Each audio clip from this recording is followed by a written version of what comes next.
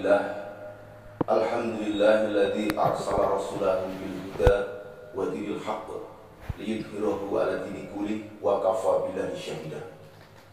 Asyhadu an la ilaha illallah wa asyhadu anna Muhammadan abduhu wa rasuluh. Wa qala ta'ala fi Qur'anil Karim, a'udzu billahi minasy syaithanir rajim.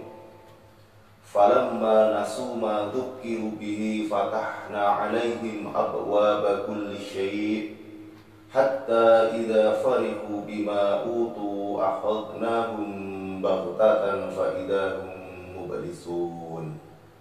Shadaqallahu adzim. Bapak-bapak, ibu-ibu jamaah rahimahumullah, sebelumnya marilah kita panjatkan puji syukur kehadirat Allah Subhanahu wa taala yang senantiasa melimpahkan berbagai macam kenikmatan kepada kita semuanya, terutama nikmat iman, nikmat sehat, sehingga pada kesempatan malam hari ini kita masih dapat melaksanakan salah satu kewajiban kita, yaitu sholat isya dengan berjamaah. Sholawat dan salam semoga tercurahkan kepada junjungan kita baginda Nabi Agung Muhammad sallallahu alaihi wasallam sebagai suri tauladan bagi kita semuanya di dalam menggapai kebahagiaan kehidupan di dunia maupun di akhirat. Sebagaimana beliau bersabda, taraktu fikum amroini latan dilu mata masaktum bihima kitabullah was sunnatur rasul. Aku tinggalkan kepadamu dua perkara yang apabila kalian semuanya berpegang teguh kepada keduanya, maka dijamin tidak akan tersesat selama-lamanya. Yaitu yang pertama, Al-Quran. Al-Quran sebagai furqan, hudalinas, petunjuk bagi seluruh umat manusia. Maka duruma kita billahi haitsu madaro. Letakkanlah Al-Quran itu di depanmu, kemudian ikuti terus kemanapun Al-Quran menuntunmu. Dipastikan Al-Quran akan menghantarkanmu sampai ke surga. Itu yang pertama. Yang kedua, wassunatur rasul, yaitu sunnah-sunnah rasul melalui hadis-hadis yang sahih. Mudah-mudahan kita semuanya diberikan kemudahan di dalam berintibak kepada beliau, sehingga kelak kita akan mendapatkan syafaatnya. Bapak Ibu jamaah rahimakumullah, melanjutkan tema pada pertemuan sebelumnya, yaitu bahwa Allah menciptakan manusia itu tujuannya supaya untuk beribadah kepadanya. Wa ma khalaqtul jinna wal insa illa liya'budun. Maka pada kesempatan malam hari ini saya ingin mengajak untuk bersama-sama kita evaluasi diri, mengingat-ingat segala sesuatu yang pernah kita lakukan, atau bermuhasabah demi untuk melakukan perbaikan, untuk melakukan peningkatan keimanan dan ketakwaan serta ibadah kita kepada Allah Subhanahu wa taala. Sebagaimana Umar bin Khattab mengatakan, hasibu anfusakum qabla an tuhasabu. Hitung-hitunglah amalmu sebelum Allah menghitungnya nanti. Karena dengan kita menghitung-hitung amal perbuatan kita, ibadah kita, kebaikan kita, kemudian kita koreksi dan kita tingkatkan lagi agar supaya kedepannya lebih baik. Dan kita ingat-ingat pula kesalahan dan dosa-dosa kita, dan kita jadikan pelajaran agar supaya kedepannya tidak terulang kembali. Apalagi yang hadir di sini 90% usianya sudah di atas 40 tahun. Sedangkan kita ketika usia 40 tahun diingatkan, barang siapa memasuki usia yang ke-40 tetapi dosa-dosanya masih lebih banyak daripada kebaikannya, maka bersiap-siaplah mengambil tempat duduk di neraka. Kenapa usia 40 tahun? Karena menurut rasio umur manusia, apabila diberikan umur panjang itu rata-rata hanya usia 70 sampai 75 tahun. Sebagaimana Rasulullah SAW bersabda, "A'maru umati ma baina sab'in ila sab'ina wa aquluhum may yajuzu dzalik." Umur rata-rata umatku itu hanya 60 sampai 70 tahun. Apabila ada yang lebih dari angka itu, maka jumlahnya hanya sedikit. Nah, jika saat ini kita berusia 50 atau 60 tahun, seandainya pun diberikan umur panjang sampai 70 sampai 75 tahun, berarti kan tinggal beberapa tahun lagi. Dan apabila saat ini kita berada di usia yang ke-40, seandainya pun kita diberikan umur panjang sampai 70-75 tahun, maka waktu yang sudah kita lewati sejak lahir hingga usia 40 ini sudah lebih banyak daripada waktu yang akan kita jalani. Karena itu sering disebut dengan sisa waktu. Karena itu dengan sisa waktu yang kita miliki ini, entah apakah masih hitungan tahun lagi, atau berapa bulan lagi, atau berapa pekan lagi, atau mungkin berapa hari lagi, kita semuanya tidak tahu sisa waktu kita itu masih berapa lama.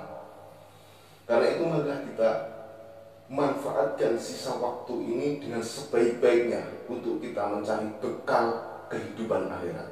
Kita manfaatkan sebaik-baiknya kita untuk mengevaluasi diri, kemudian kita meningkatkan kualitas ibadah kita kepada Allah, terutama ibadah sholat kita. Karena nanti di Yaumul Hisab yang pertama kali dihisab adalah sholatnya. Apabila sholatnya baik, maka nanti di Yaumul Hisab semuanya akan terhitung baik. Kenapa? Karena Allah Subhanahu wa Ta'ala berfirman, "Inna sholata tanha anil fahsya'i wal munkar." Sesungguhnya sholat itu dapat mencegah daripada perbuatan yang keji dan perbuatan yang mungkar. Jadi sholat yang berkualitas, sholat yang baik itu akan menjadi pendorong ketika kita dihadapkan pada peluang-peluang atau kesempatan untuk melakukan suatu kebaikan.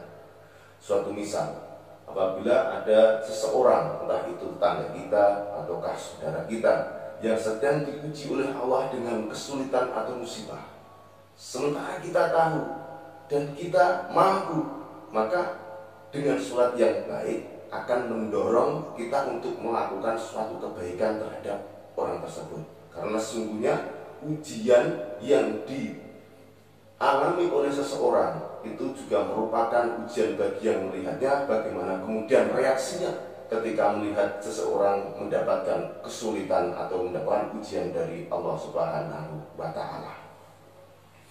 Dan sholat yang baik itu juga akan menjadi pengendali ketika kita dihadapkan pada suatu kesempatan atau peluang-peluang untuk melakukan suatu perbuatan dosa. Karena setan itu tidak akan berhenti menggoda manusia, entah itu di rumah, apakah itu di jalan, apakah itu di tempat kerja, dimanapun setan tidak akan berhenti menggoda manusia untuk melakukan suatu pelanggaran. Bahkan setan itu bisa merubah sesuatu yang buruk menjadi tampak lebih indah. Karena itu apabila sholatnya baik, sholatnya berkualitas, sholat itu akan menjadi pengendali ketika kita dihadapkan pada suatu kesempatan, suatu peluang-peluang untuk melakukan suatu perbuatan dosa atau kemaksiatan. Karena itu apabila sholatnya baik, maka nanti di Yaumul Hisab semuanya akan terhitung baik. Jamaah rahimakumullah, di Yaumul Hisab selain yang pertama kali dihisab adalah sholatnya, nanti di Yaumul Hisab itu akan terbagi menjadi dua kelompok. Yang pertama adalah kelompok Ahlul Afiyah. Ahlul Afiyah adalah orang-orang yang ketika hidup di dunia diberikan kemudahan-kemudahan oleh Allah Subhanahu wa Ta'ala. Suatu misal, seorang sejak kecil atau bahkan sejak lahir, dia sudah dilahirkan dari keluarga orang yang mampu. Sejak usia anak-anak, usia remaja, dia dimudahkan di dalam menempuh pendidikan di sekolah-sekolah yang dia pilih. Saatnya dia mencari pekerjaan, dia dimudahkan mendapatkan pekerjaan-pekerjaan yang dia cita-citakan. Saatnya menikah, dia dimudahkan bertemu jodohnya yang dia pilih. Kemudian diberikan anak istri, keturunan yang sehat, rezeki yang melimpah, dan kemudahan-kemudahan selama hidupnya. Nah, yang demikian ini ada dua kategori. Ada orang-orang yang diberikan kemudahan-kemudahan oleh Allah, lalu kemudian dia bersyukur, dia bersabar di dalam mengendalikan hawa nafsunya. Dengan kemudahan-kemudahan itu dia pergunakan untuk ketaatan kepada Allah, untuk berbakti kepada Allah. Maka ini yang dikategorikan orang-orang yang bejo dunia dan akhirat. Di dunia dia diberikan kemudahan-kemudahan oleh Allah. Dengan kemudahan-kemudahan itu dia bersyukur, dipergunakan untuk beribadah kepada Allah. Dia sabar dalam mengendalikan hawa nafsunya. Maka nanti di akhirat dia akan ditempatkan di tempat yang mulia di sisi Allah Subhanahu wa Ta'ala. Kemudian ada orang-orang yang diberikan kemudahan-kemudahan, tapi dengan kemudahan-kemudahan itu justru dipergunakan untuk kemaksiatan. Dia kufur. Dengan kemudahan-kemudahan itu bukan kemudian dia terus bersyukur kepada Allah dan beribadah mendekatkan diri kepada Allah, tidak. Tapi dengan kemudahan-kemudahan itu justru dipergunakan untuk melakukan perbuatan-perbuatan dosa. Namun Allah Subhanahu wa Ta'ala justru membukakan pintu kesenangan itu. Sebagaimana Allah Subhanahu wa Ta'ala berfirman, "Falamma nasu ma dzukiru bihi fatahna 'alaihim abwaaba kulli syai'. Hatta idza farihu bima utu akhadnahum baghtatan fa idahum mublisun." Ketika mereka melupakan atau mengabaikan peringatan-peringatan dari kami, maka kami pun akan membukakan pintu kesenangan yang seluas-luasnya. Dan pada saat itu juga kami akan menyiksa secara tiba-tiba sehingga mereka terdiam dalam putus asa. Jadi ada orang yang diberikan kemudahan-kemudahan oleh Allah, kenikmatan-kenikmatan oleh Allah, tapi dia tidak mau beribadah kepada Allah. Justru kemudahan-kemudahan itu dipergunakan untuk kemaksiatan. Dan Allah justru membukakan pintu kesenangan-kesenangan itu yang seluas-luasnya. Dia senang berzina, kebetulan kesana kemarin dia dimudahkan ketemu sesuatu yang dia inginkan. Dia ingin melakukan suatu perbuatan, segala macam kemaksiatan dipermudah oleh Allah. Tapi yang demikian ini jika tidak segera bertobat, ingat, hatta idza farihu bima utu akhadnahum baghtatan fa idahum mublisun. Saat mereka bersenang-senang dengan kesenangan-kesenangan yang dia dapatkan dari Allah, secara tiba-tiba Allah akan menyiksa, menurunkan azab, entah itu berupa penyakit atau kecelakaan atau bahkan kematian, sehingga mereka terdiam dalam keputusasaan. Itu yang pertama, itu ahlul afiyah. Kemudian yang kedua adalah ahlul musibah. Allah Subhanahu wa Ta'ala berfirman, "Walanabluwanakum bisayyin minal khaufi wal ju'i wa naqsin minal amwali wal anfusi was samarat wa basyiris sabirin." Dan pasti akan kami uji kepada mereka dengan sedikit ketakutan, kekurangan harta, jiwa, dan buah-buahan. Maka sampaikanlah kabar gembira wahai Muhammad bagi orang-orang yang sabar.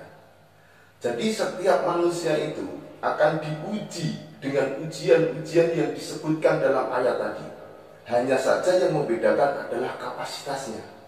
Ada yang diuji dengan ujian musibah yang ringan, ada yang diuji dengan ujian musibah yang sedang, ada yang diuji dengan ujian musibah yang berat, ada yang diberikan musibah, ujian musibah sekali dua kali, ada yang 3 kali 4 kali, ada yang secara terus menerus silih berganti. Selama hidupnya diuji dengan musibah secara bertubi-tubi. Nah, inilah yang disebut ahlul musibah. Musibah 1 selesai, datang lagi musibah yang kedua. Musibah yang kedua selesai, datang lagi musibah yang ketiga. Dan begitu seterusnya. Maka bagi orang-orang yang diberikan ujian musibah ini, dia bersabar. Di dalam menjalani kehidupan yang penuh musibah itu, dia tetap taat kepada Allah, bisa menerima lilo legowo apa yang menjadi kehendak Allah. Maka wabasiri sobirin, kabar gembira bagi orang-orang yang sabar. Apa kabar gembiranya? Innama yuwafas sobiruna ajrahum bighairi hisab. Sesungguhnya pahalanya bagi orang-orang yang sabar adalah bebas tanpa hisab. Sehingga di yaumul hisab nanti ahlul musibah itu hisabnya didahulukan dan cepat sekali, karena dosa-dosanya itu sudah diampuni karena kesabarannya ketika diuji dengan berbagai macam musibah. Sehingga para ahlul afiyah itu bertanya-tanya, kenapa itu orang cepat sekali hisabnya? Dan dikatakan bahwa orang-orang itu ahlul musibah itu dosa-dosanya sudah diampuni oleh Allah dikarenakan kesabarannya ketika dia diuji dengan berbagai macam musibah. Sehingga para ahlul afiyah itu mengatakan, seandainya waktu bisa diputar lagi, seandainya waktu bisa diputar kembali, maka saya ingin kembali ke dunia dan ingin diuji dengan musibah yang bertubi-tubi, bahkan sampai disayat-sayat kulitnya. Jamaah yang dirahmati Allah, ikhlas dan sabar itu memang mudah diucapkan tapi sulit untuk digapai, kecuali orang-orang yang khusyuk, orang-orang yang baik sholatnya. Maka ada kalimat, perbaikilah sholatmu, maka Allah akan memperbaiki hidupnya. Artinya, jika sholatmu baik, sholatmu berkualitas, insya Allah dalam kondisi seperti apapun, kamu dalam keadaan yang baik-baik saja.